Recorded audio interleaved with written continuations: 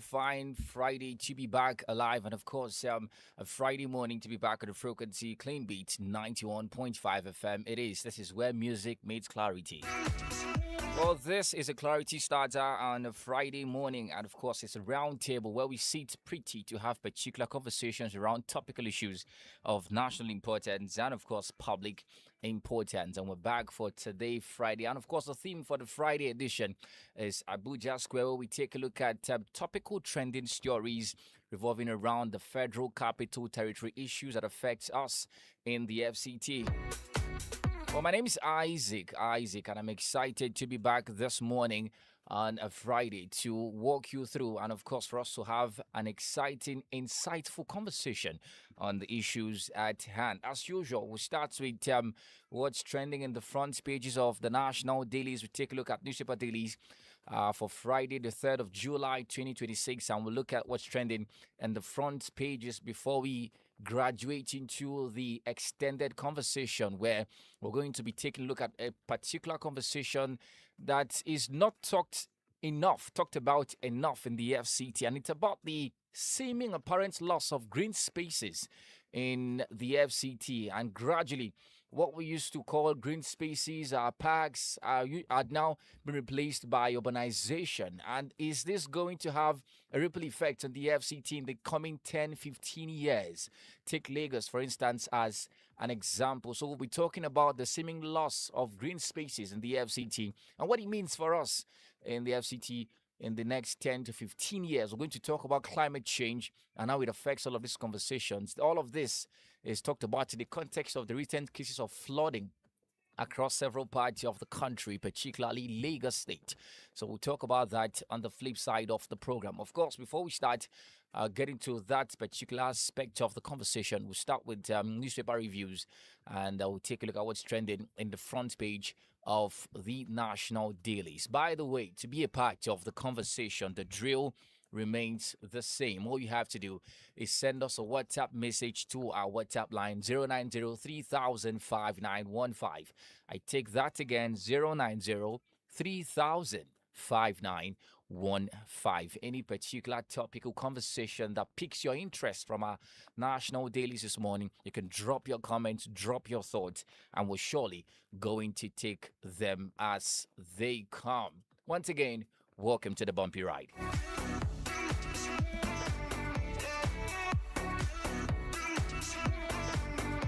All right, Joe, we're starting the newspaper review this morning from the Nigerian Tribune newspaper, the issue for the 3rd of July, 2026. There's a big story here that says Knox Trail Ghost Presidential Council. Knox Trail Ghost Presidential Council. That story can be found on page 4 of the Nigerian Tribune. Well, it has been a trending conversation of the PFIFC,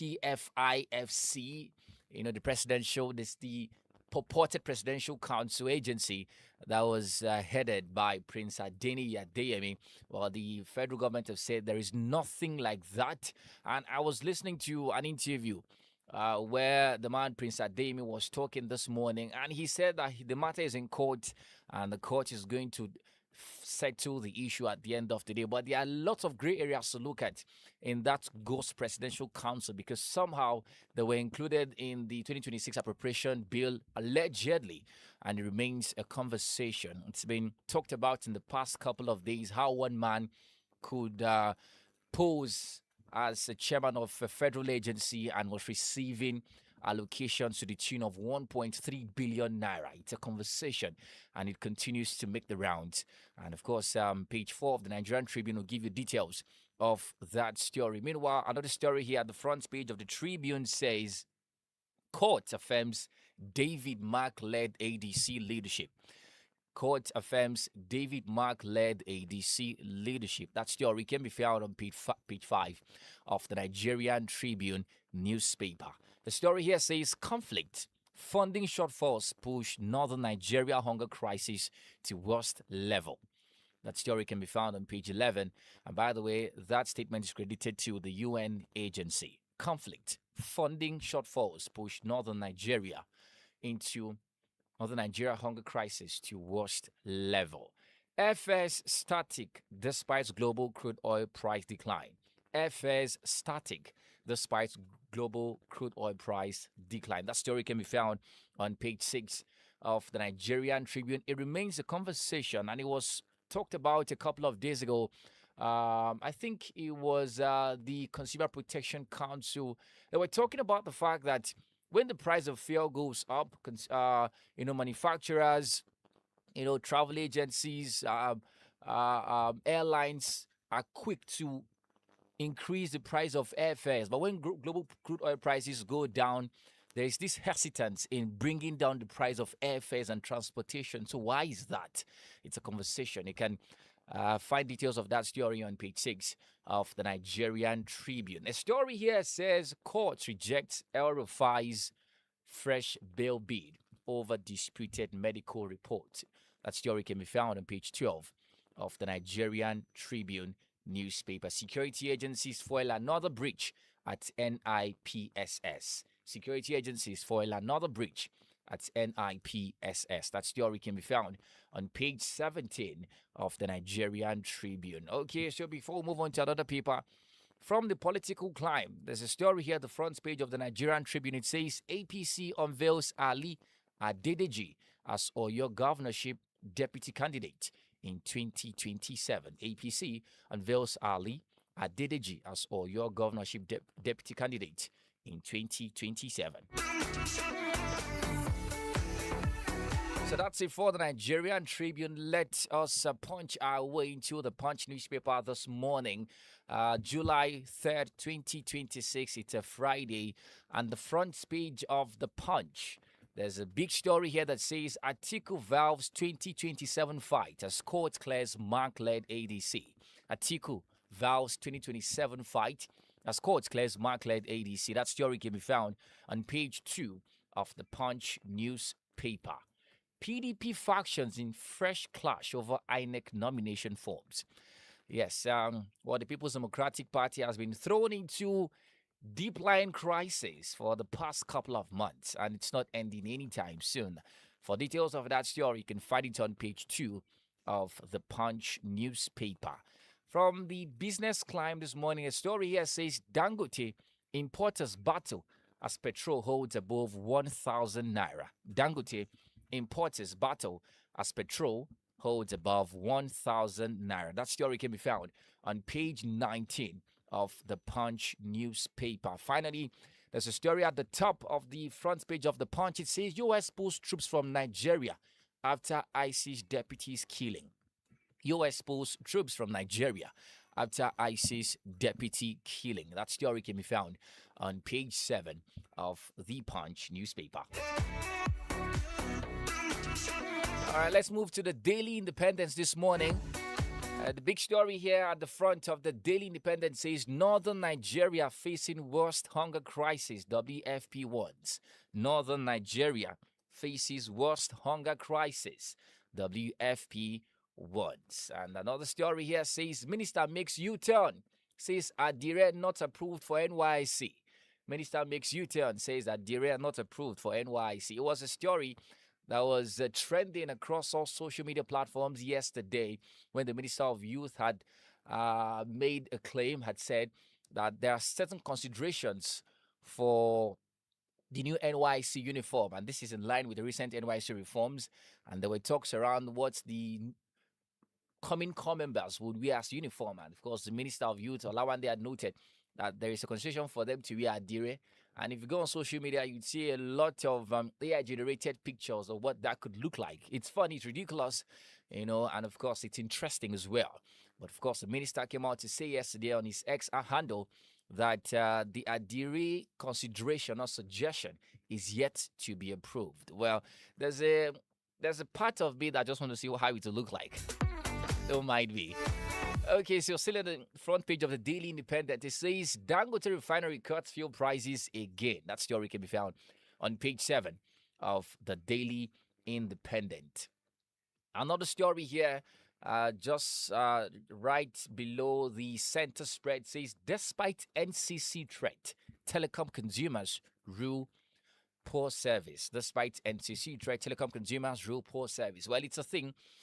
Poor network service the past couple of days And I was talking to our engineers just a few moments ago about really topsy-turvy network service right in our vicinity, and something has to be done about it because I know that the NCC had called on telecom operators and companies to make sure that service providers and service becomes better. But unfortunately, it's the same old story. So we hope that telecom services do the right thing and make service quality become better. Okay, so let's travel to the nation and look at what's trending in the front page of the Nation newspaper this morning. There's a big story here that says convicted ex-minister forfeits more multi-billion naira asset. Convicted ex-minister forfeits more multi-billion naira assets. And of course, there's two kickers to that story. The first one says Maman loses Maitama mansion. George okays interim forfeiture of four others. Maman loses Maitama mansion. George okays interim forfeiture of four others. It's been quite a story for the former minister, Maman, who has been in the web of the EFCC. And of course, it's been quite a story. But away from that, now to the political scene. There's a story here that says Ali is Oyo APC governorship candidate. Ali is Oyo APC governorship candidate. That story, of course, can be found on page 2 of the Nation newspaper.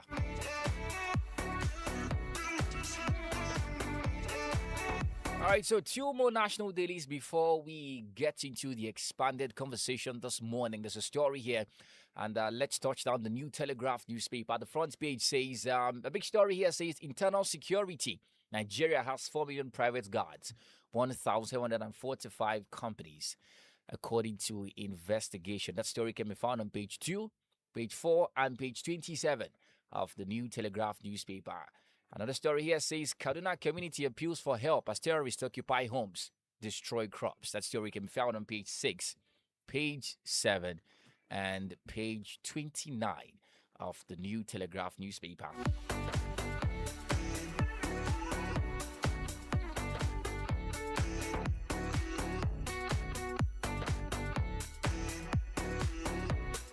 Okay, so let's touch down this day newspaper this morning, the final national daily, before we move on to the expanded conversation. At the front page of the This Day, this story piques my interest so much because it talks about an issue that has bothered the country for a while. It says Tinubu would secure all parts of Nigeria, ensure prosperity for citizens.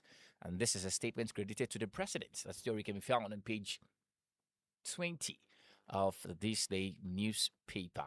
Customs begin implementation of green tax, slashes imports levy on vehicles. That story can be found on page 33 of the This Day newspaper. And at the top, the story says Appeal Court affirms Halkan AMP as legal owner and operator of OML 46. Yes, that's also a conversation this morning. That's it for the newspaper review. Thank you so much for always being a part of it.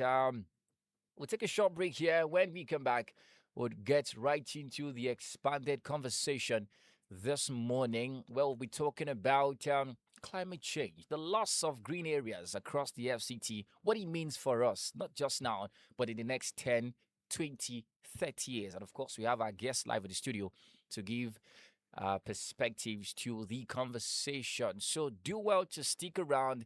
We're going to be right back in a jiffy.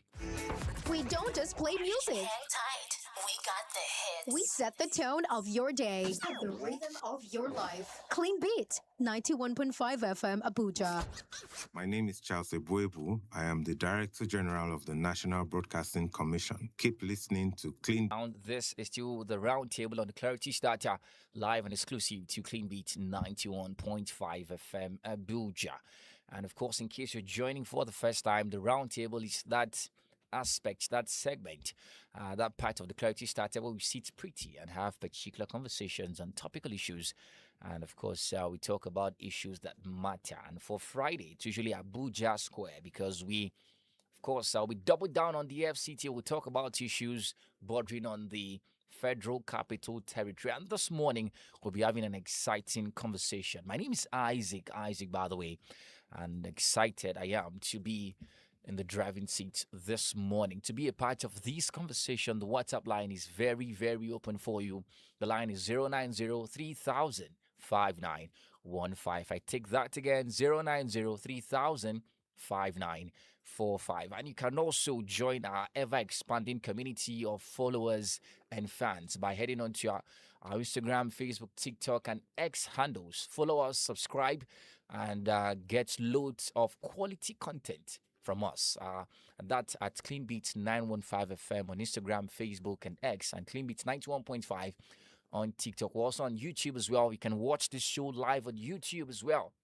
Just head to YouTube and search for Clean Beat 91.5 FM Abuja, and you're going to see how I look like this morning. And you can listen live as well online through www.cleanbeats915fm.com. I take that again, www.cleanbeats915fm.com. And of course, you're going to be listening to the conversation live, and you have a chance to also contribute to what's happening right here. Okay, let's get into the meat of the matter. This morning, we'll be talking about a story that has made the rounds, particularly not in the FCT, but we're seeing signs that it might just happen in the FCT if we don't pay particular attention to it, if we don't take care and we don't do the right thing. Across the FCT, residents are witnessing something many say wasn't common 10, 20 years ago, and that's some roads across the FCT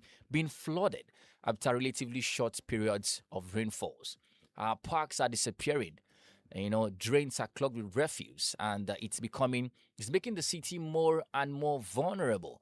And that's why this morning we're going to be talking about flooding, waste, and the loss of green spaces across parts of the FCT. 10, 15 years ago, the FCT, it was awash with green spaces across several parts of town. But these days, you barely see a green space. And the only one, that we could point our hands towards, the Jabi Lake Ball, the Jabi Park, rather.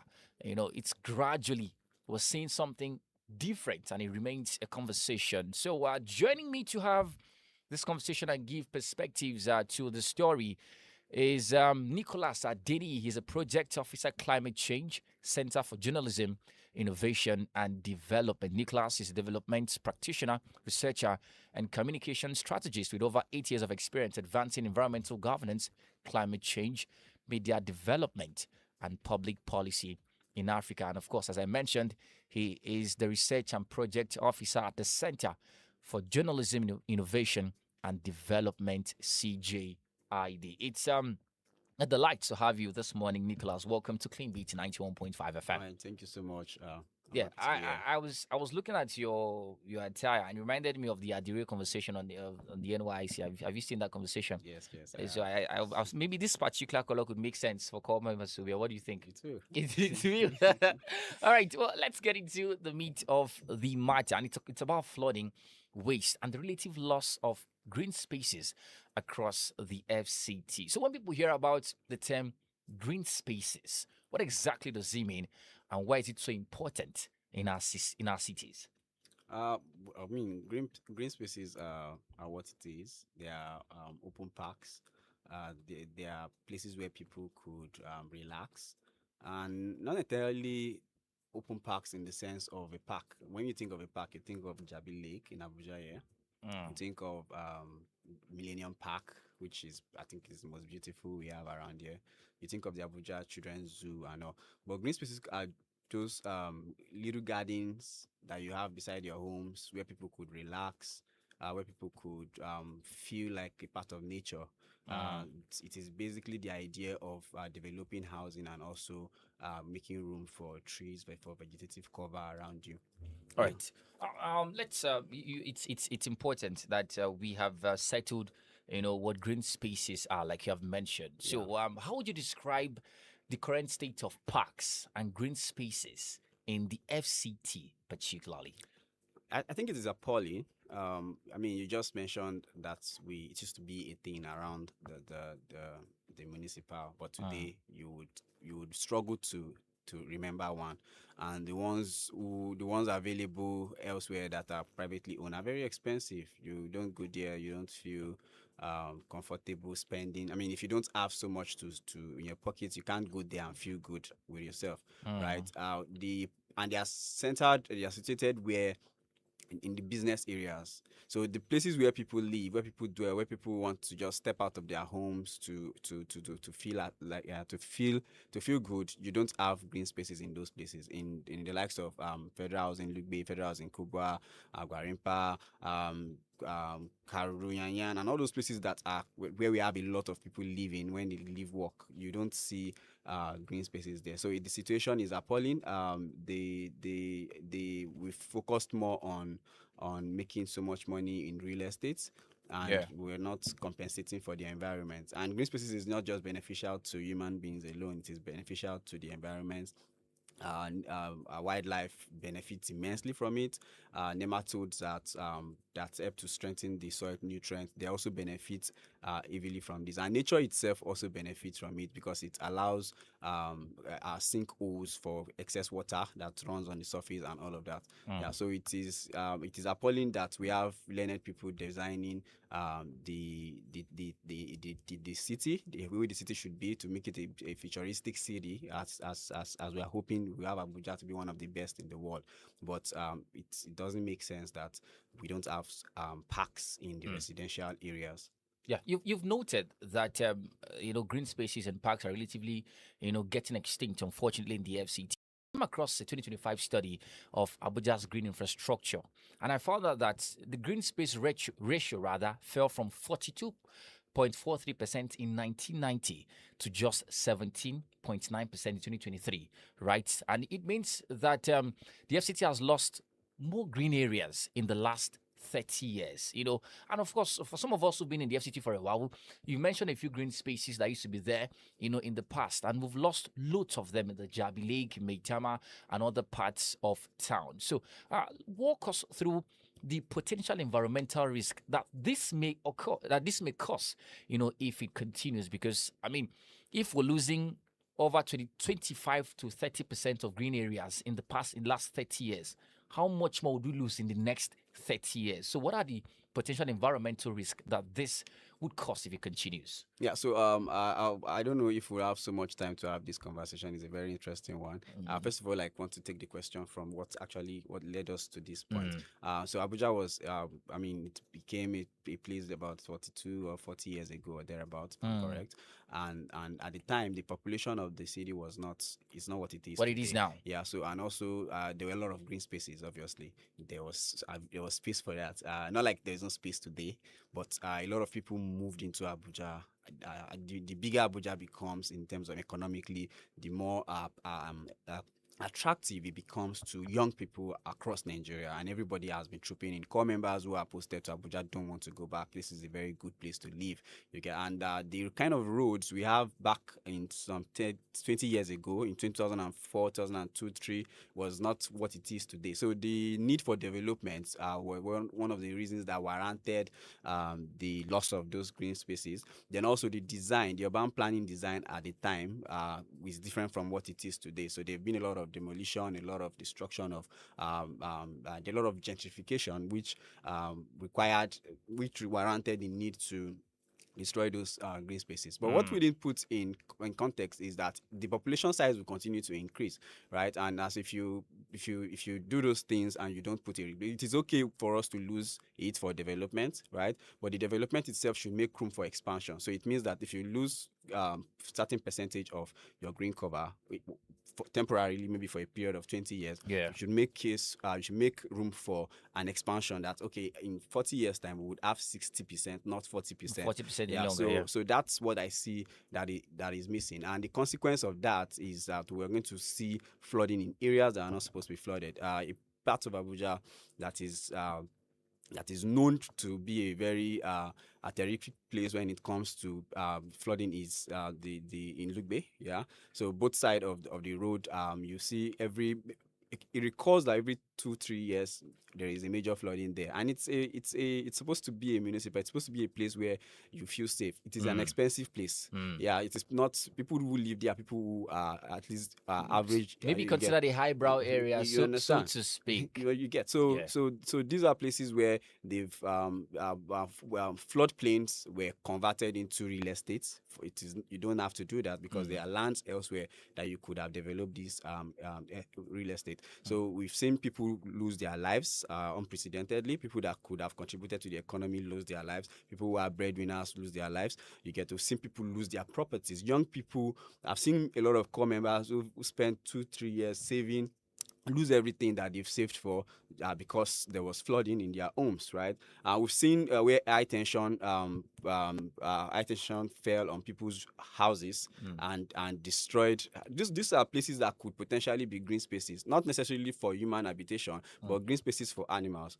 Okay, the impact is devastating, and if you take away something from nature, nature fights back, and when nature fights back, it is a disaster. It's deadly, absolutely. Now, you've brought us to the conversation of flooding, right? Which I think it's important and timely because you take Lagos, for instance, as a case study. According to the National Emergency Management Agency, NEMA, more than 50,000 Lagos residents were affected by last year's flooding.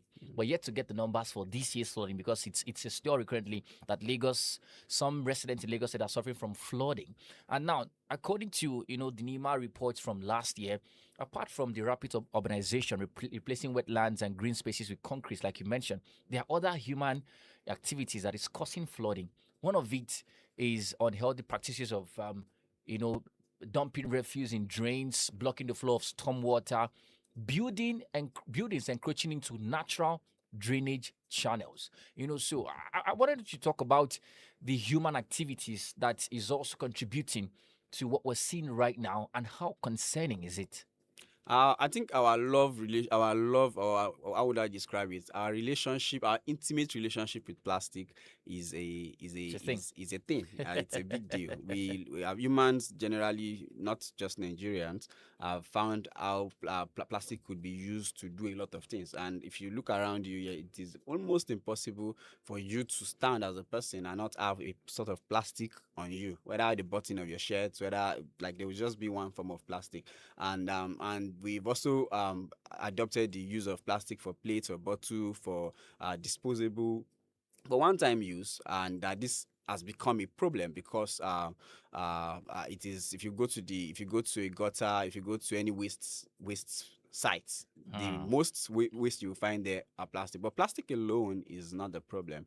Human behavior is the ultimate problem. And in waste management, they say waste is subjective. What you call waste is not what I call waste, right? So one person's waste is not another person's waste. So, and that is why the concept of waste management has the 3 R's: the reuse, recycle, and reduce. Which reduce is the first thing. Our behavior around waste management is the first problem, and our utilization of all of these products has become really a thing. We have very poor education, poor environmental education, not education in the sense of education itself, and which has made us to believe that once we dump anything into the waterways, water will take it away. But we don't account that it is not leaving the earth. So wherever it is going to, it is still within the earth. So it is just moving it from one person to another. So what you are solving, thinking you have disposed of waste, you are creating problem for another person. So usually it is people who live in rural areas, people who do not have the infrastructure to escape when there is an emergency, people who do not have the means to live in higher ground are the ones who suffer this the most. Then at the end of the day, it still boils down because when they live where they are, they come back to you who have caused it, and then we are all complaining again. So human behavior is a major problem, and we've seen the impact in respect to destruction of places that are supposed to green spaces. We've seen the impact in how it has in terms of health. We've seen a surge in malaria, surge in cholera, and all of these diseases that are waterborne, but they are not just waterborne. They were caused because of our our relationship with waste management, which we could do better. Right. I like how you put it, relationship and intimacy with plastic. That's something I'm going to talk about. Well, before we take a short break, I want to take a short break. But before then, The subject of this conversation is parks, trees, and open green spaces. So, what role do parks and trees and these green spaces play in preventing flood? Well, I mean, trees is man's best friend.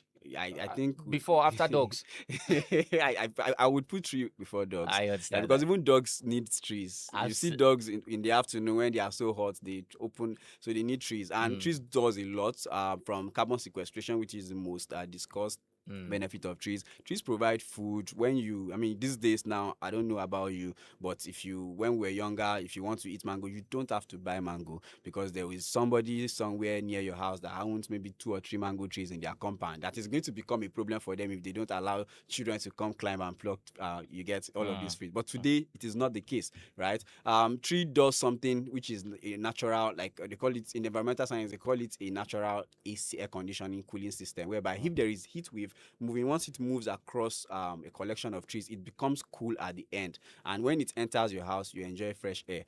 But now we don't have so much of that, as the roofs and the grounds are rebounding the heat wave. It is going back into the atmosphere and it's heating it up again, and the whole air is becoming very hot, right?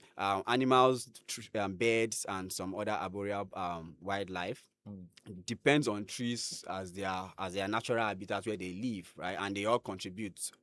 Insects are very essential for pollination. A lot of us prefer honey because it's a natural sugar, right? But you need insects need trees for them to produce those things. No intent to cut you short, particularly, because we have to talk about these benefits of trees, like you've enumerated, are very important, but I would love us to narrow it down to how these trees and these parks and these green spaces help us to prevent flooding, particularly. Yeah, so I was going to get to that.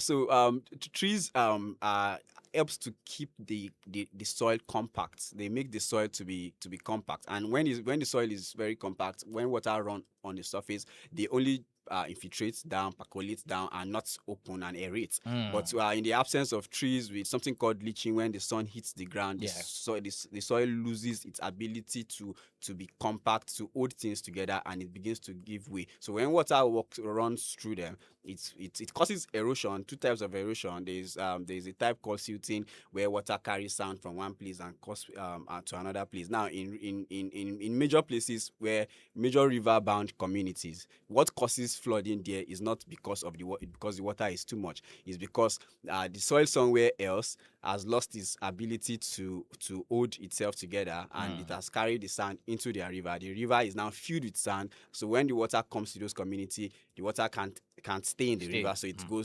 goes out back. So there's also the issue of where you can no longer plant. The nutrients in the soil has escaped, and farmers cannot get the yield. They now depend on fertilizers, and when you apply fertilizer, they have to spend a lot of money to buy fertilizers, and when they also continue to use it, the soil continues to degrade. A lot of, if we want to go, we'll go into a lot of problems. Absolutely. So it is just very important for us to have these green spaces in our environment. It helps us to reduce flooding, because if you have green spaces, when it rains, water sinks into the ground and not just run on the surface. The more water run on the surface, it pile up, and it eventually causes flooding. Absolutely. All right, so we'll take a short break here. Meanwhile, to be a part of the conversation, you have questions you want to ask, you have contributions you want to make in this program, you can head to WhatsApp and drop us a WhatsApp message. The line is 090-3000-5915. I take that again,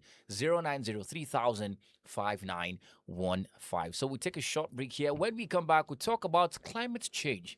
Where does it fit in the conversation of flooding and all of this? And we'll also talk about the government. What's their role, in making sure that the FCT, particularly in other parts of the country, is free from flooding? Stick around, we'll be right back. I am Brigadier General Mohammed Buba Marwa, retired, Chairman, Chief Executive Officer of the National Drug Law Enforcement Agency. To my young people, your talent is greater than drugs. Protect your future. Stay drug-free.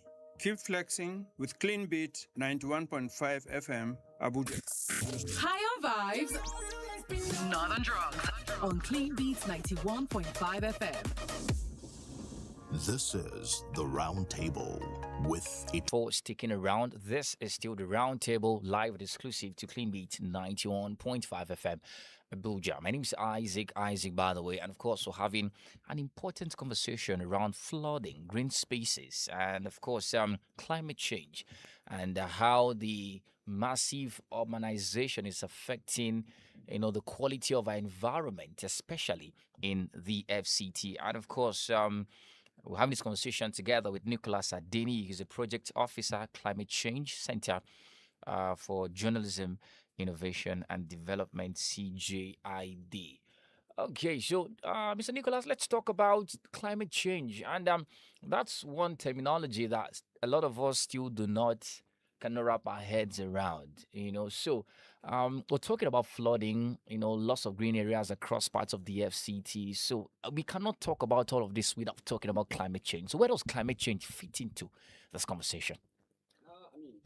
The conversation with climate change, it's not entirely isolated. Climate change is central, and that's because the impact, implication of climate change also directly could be linked to flooding directly. Yes, directly, flooding. yeah. It could directly link to waste management. Could directly link to habitat loss, loss of biodiversity, and even human health, right? But in respect to climate change, what causes climate change itself is not is also human behavior, but it is largely due to the those that are not entirely the individual, but more like corporations who emit greenhouse gases and do not account for how it can be removed from the atmosphere, right? And they eventually induce artificial rainfall, or maybe natural, I won't call it artificial rainfall, but induce rainfall patterns that are unprecedented that now eventually lead to this. Now, the place of green spaces in that is that while that could be happening, if you have a very good environmental management plan where there are a lot of green spaces, a lot of tree covers, they serve as an adaptation mechanism for you to protect you from the adverse impact Effects, of climate change. Yeah, so we can't have this conversation without talking about climate change and how to address it. And like I said, it is not, this goes beyond the individual. So the part where it has to do with the individual is the waste management and perhaps our own culture of cutting down trees. We should have that culture that it is okay to cut down trees when it is, spend 20-30 years, but try to replace them and know that it is not easy to bring up a tree. So it is very difficult to nurture a tree. The first 5 years of a tree is the most important, and 5 years is not is a lot, because in 5 years you might have a need to migrate. It's not an individual thing. It is not enough for me to teach you how to plant tree, but it is important for you and everybody around you to know the importance and how to plant trees. All right. You talked about what should be done. So, do you think, in your opinion, for the time you spent in the FCT, is the FCT doing enough to build resilience against climate-related disasters in the context of climate change and, of course, disasters like flooding, for instance? I would say yes. Like I mentioned earlier, the FCT administration have seen several leadership over the years, and with each of these leadership has different priorities. And because of how the FCT is, it is also linked to the presidency. The citizens of FCT do not entirely have the liberty to choose who their minister would be. So the priorities have been different. So the priority of the administration some time ago was more on the beauty. Some were focused more on the providing the solving the problem of housing. You get some were just roads, and we see our new minister now who is every year on bridges and all of that. You get so if you want to critique the administration, you just take an aerial look at FCT. Even now, despite the absence of green spaces, especially places like Mitama, Sokoro, and even Utakuye, if you check an aerial view, you see a lot of trees. You will barely see houses, especially in Petama and Asokoro. You will not see the buildings. There are a lot of trees covers. In between, so that was the former plan, right? If you take a different view on of it now, it's on some areas that are developed within the past 15 years. It is different. More structures and trees this time. Yeah, you get so it's just to speak to that the patterns in who the leadership is here. You get so if we have a new leader maybe tomorrow, or I think the current minister has there's a plan to revamp the master plan. So I think it will start next year to make it a urban city. It takes me to the next conversation, the revamping of the master plan. Changing it. Should there be, because you talked about the fact that different ministers coming with different frameworks and priorities and blueprint, but shouldn't there be a general priority towards protecting our parks, our wetlands, our natural spaces, our green areas, irrespective of who comes in, because of course there are a lot of environmental benefits of keeping our green spaces as there are. So shouldn't the government be doing more, to protecting our parks, our wetlands, our green spaces, so that we don't experience, unfortunately, what's happening in other parts of the country like Lagos, where we're seeing severe flooding, for instance? Yeah. So to all fairness to the administration, I think like I mentioned earlier, there was a master plan, which was a very beautiful plan, but the plan was for maybe 3 million people. At the time, Abuja was 500K. I think the plan was for like 1 million or 2 million people, but the people in Abuja were like less than 500,000. If you follow that plan for that, it is beautiful. You get, but Abuja today is probably above 5 million people. You get, and we've not done a new census to know the actual number, but a lot of people live in Abuja. You get, so so the implementation in that respect, if you are using a different plan to implement something that has it will be difficult. Yeah. You get, I think in terms of enforcement also, they do a lot of work, but the manpower available to enforce these laws for these people that you're enforcing it on is not enough. Unless we want to lie about that or to be political about it, but it is not enough, and I think that has affected the outward look of Abuja in terms of what it has become. You get, a lot of people who come from other places will still say Abuja is beautiful, Abuja is nice, but you who live in it every day is seeing it differently. You get, so and I think that is where the new master plan comes to play. I think the new plan now, I was going through it sometime last year, and I saw it is a very beautiful plan if it is implemented.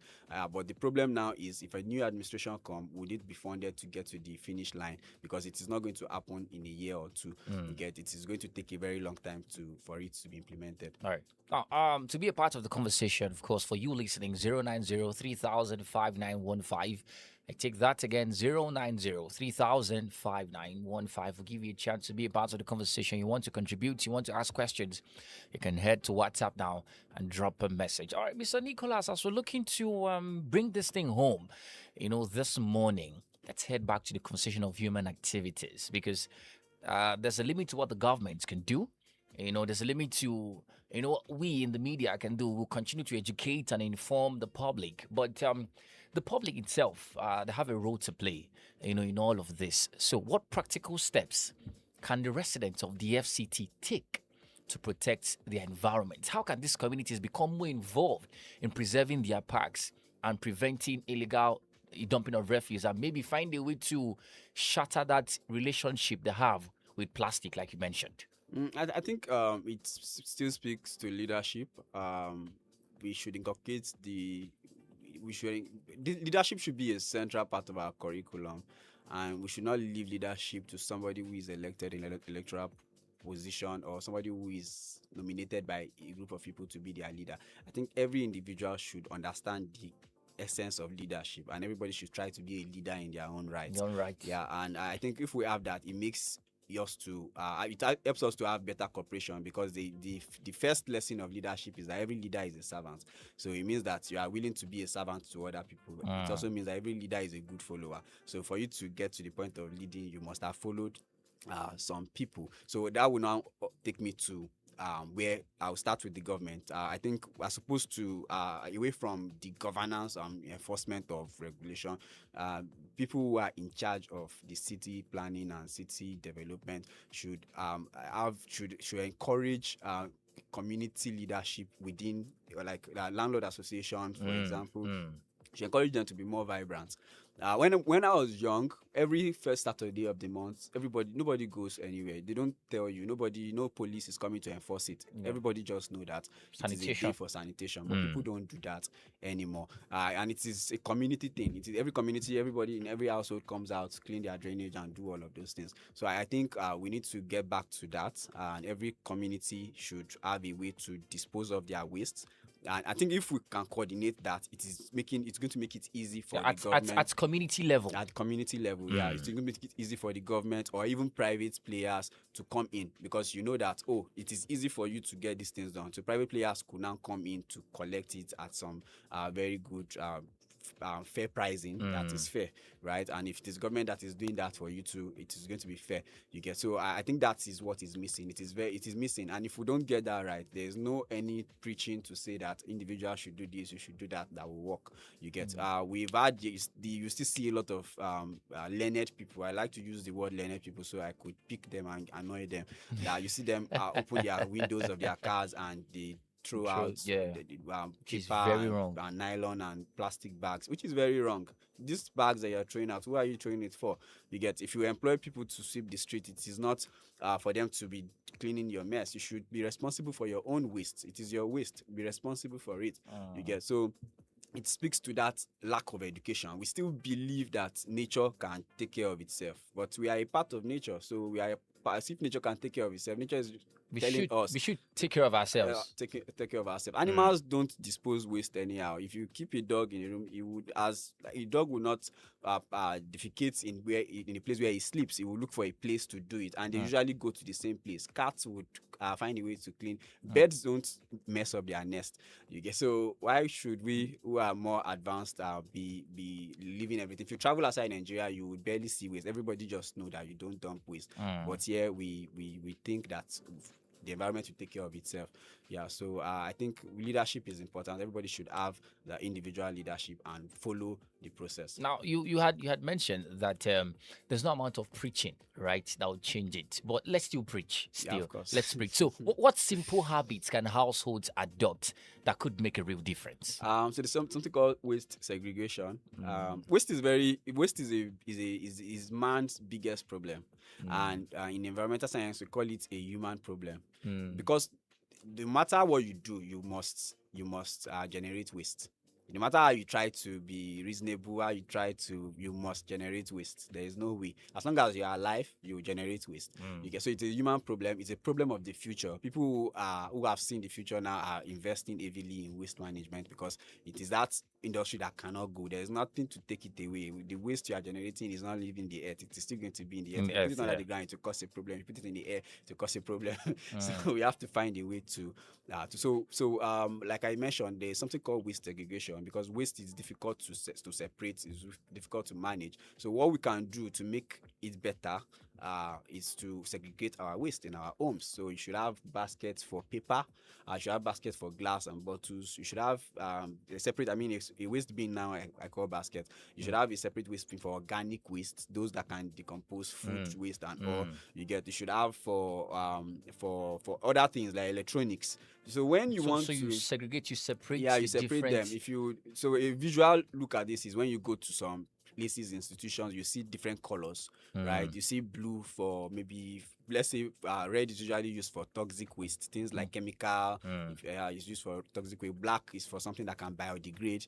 Green is for something else too that can biodegrade, maybe a food that contains salt or something that contains oil, but something that doesn't contain, like bread, and that it's not going to have oil in it. You can put a different container. Then you can have brown for paper, nylons, you get. So you just segregate your waste the way you can do it. So when you want to when the waste collectors come, it is easy for them to take this waste to plants where perhaps they want to do recycling, right? People who are into energy, turning waste to energy, they know exactly what they need, and you just give them, this is what they need, and they take it from you. You get. So it makes us to have the ability to reuse waste, and also to contribute to our own development, because waste can give us energy. Energy is a big deal. Yeah. Waste can create fertilizer. Fertilizer is very essential. Waste can you can turn plastic into another type of plastic, alternative use, you get. So but if you module all of them together in one place, it creates a mess, and it causes disease infestation, which can affect you. It can also affect the person who is collecting this waste as well, and it can now lead to disease outbreak. Now let's talk about something, because something just clicked. After the waste segregation, like you've mentioned, segregating them and all of that, separating them, like you have mentioned, right? Waste disposal is also a thing, right? And I feel like, this is the role of government, because you go around, parts of town. After this waste is gathered, right? They're dumped in a place where when rain falls, it washes them back into the society. So what's the role of the government in ensuring proper waste management in terms of waste disposal, and all of that practically? Yeah, remember I said that if we have a good community planning where people take care of their environment and have a dedicated waste within their waste, maybe not a landfill or something, but to have a dedicated way of disposing of their waste, it makes it easy for private players to come in, right? Now, the role of the government is to create an enabling environment for foreign direct investment. It creates an enabling environment for you who wants to be a business So in the context of what we're talking about, how can the government create an enabling environment? Yeah, so the government, what they need to do first of all is to help people to understand how to manage their waste from the household level, because like I mentioned, what I was explaining earlier is that if you module up all the waste together, it is difficult, it is very expensive for you to separate waste. Separating waste separation at the not at the household level now, at the institutional level, which is the waste plant, is very, very expensive. It is very difficult to do. So it has to start from there. And if the private players, if the investor see that they are going to spend a lot of money to do this, they will run away. I would rather spend my money on something else, to invest in something else, right? So it is first of all the responsibility of government to have environmental management or environmental education in our curriculum system. It is the responsibility of those communal level environmental governance structures to interact with the community folks, to have leadership structures in the environment, to teach people these things. So if we have all of these things, it will create an enabling, a business-friendly environment. I don't think that it will be sustainable in the long run for government to be responsible for waste management at that at the tertiary level. Yeah, you get. So it is business owners, private guys that can do that, because there's a lot of things that you can harness, you can turn waste into. You get. So, and it is just businesses, and businesses could also be public private. Maybe that is what government could do to be like, okay, it is very expensive, I understand, but I'm going to bring in the first capital to do this. You get. But if you have the waste plant and you don't have a way to collect the waste properly, it is still going to be a problem. So it is a two-end solution. Solve it at both ends and meet at the middle. Yeah. Well, I just want to ask, as we're looking to wrap up the conversation this morning, we've spoken a lot. We've talked about solutions. We've talked about how we can better protect our environment. We can better manage waste. But if in the next 2 decades, the next 10, 20, 30 years, nothing changes, for instance, what do you think Abuja would look like? It will look like a disaster. Well, be a bit more specific, right? I think in the next 30 years, Abuja will be highly populated. Abuja would be looking to compete with Lagos. I mean, you talk about Lagos now. That's a lot of the eyebrow places where everybody wants to live in. It's Lagos now flooded. It's now flooded. The parts that everybody wants to live are already congested, so there's no space. Abuja has a lot of land. Right, and there's space for expansion. So in the next 30 years, Abuja would probably be one of the most populated places in West Africa. And if we do not make, you can imagine already when you have a lot of people. If you go to Lagos in the evening, you know what Lagos looks like. Abuja would begin to look like that. And if we don't have a proper waste management, it will be a very dirty city. So we need to do what we need to do now to ensure that the waterways in Abuja, which is the Jabi Lake the Yabi Lake, which is our own.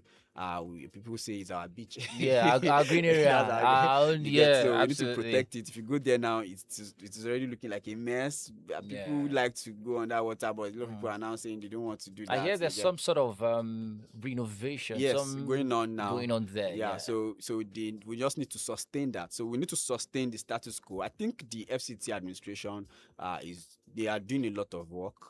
They are doing a lot of work. I mean, if you go to town every morning, you see people Yeah. sweeping and all, they are doing a lot of work. We need to sustain that first of all, and we need to improve on that. Right. Then the individuals, the resident of Abuja needs to own their cities, own your community, and take it as your right to contribute to development at your community level. All right.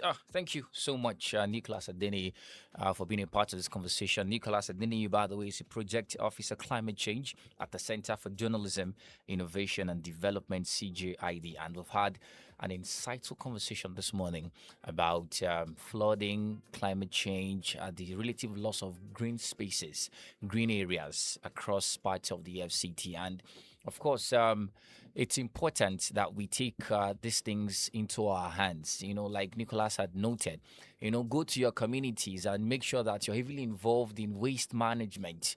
Make sure that, you find a day, set aside a day every month for, environmental sanitation. And like he had recommended as well, do separate your waste. Solid waste should be separated, right? The ones that could degrade, and all of that. It's easier that way. So let's take these recommendations to heart, because we don't want to see, an uncomfortable FCT in the next 20 years. We don't want to, realize that the FCT is now becoming very uncomfortable, environmentally very, inconvenient for us. So let's start now to work for the sake of ourselves and our future, because it's definitely is in our hands. So thank you so much. Thank you, Nicholas, for being a part of the conversation. By Thanks for having me. We hope that you come around once Yes, in a I'm while. happy to come do Maybe this in the again. next 10 years we'll have this conversation again. I will be happy to do that. Absolutely. All right, so that's it for the clarity starter at the roundtable rather this morning. Of course, Henny would come up by 10 a.m. For the Clean Slate Show. So you don't want to miss that, and you have to keep your dials locked in right here on Clean Beat 91.5 FM. Do well to enjoy the rest of the day's broadcast. My name's Isaac. Have a beautiful Friday and a fantastic weekend ahead. Very important.